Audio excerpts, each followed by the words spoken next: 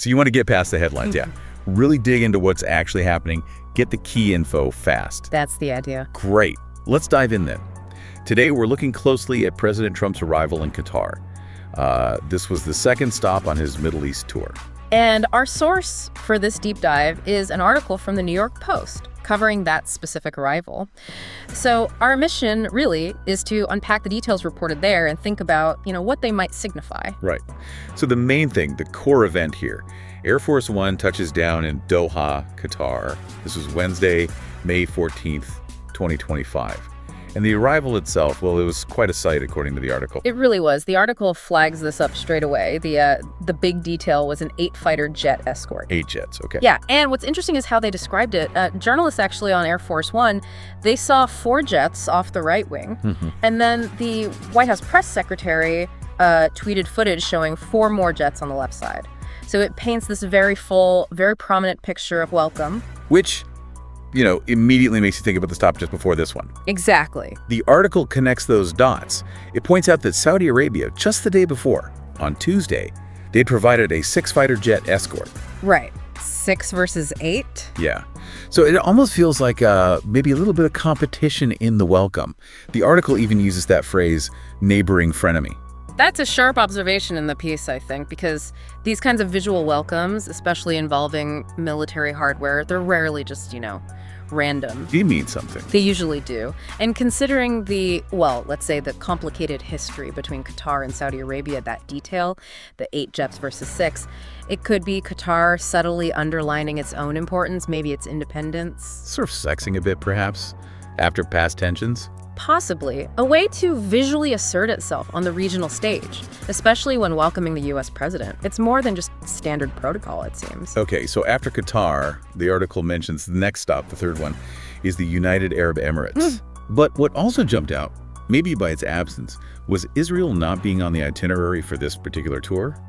That feels noteworthy, doesn't it? It does raise questions, yes, about the specific aims.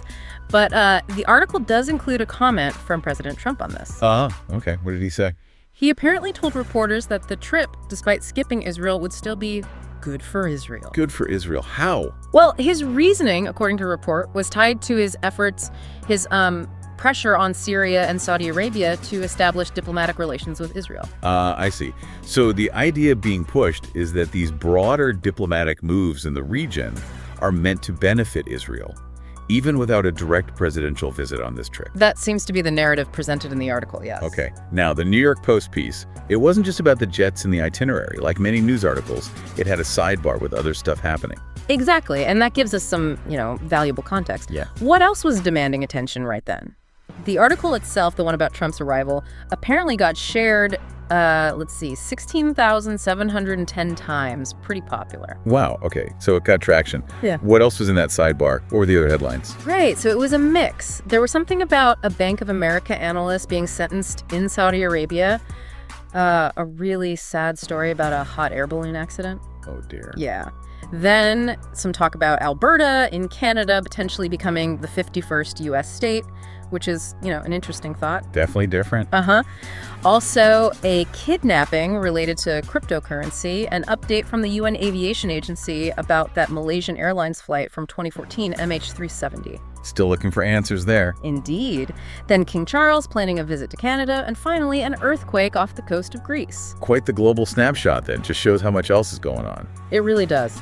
And the article also mentioned lots of comments on related stories, specifically about U.S.-China trade talks, and unsurprisingly, about Trump's arrival in Saudi Arabia the day before. High engagement there. And just to round out the picture of the source material, the New York Post article also had its usual sections, right? Like now on page 6 and more stories. Correct.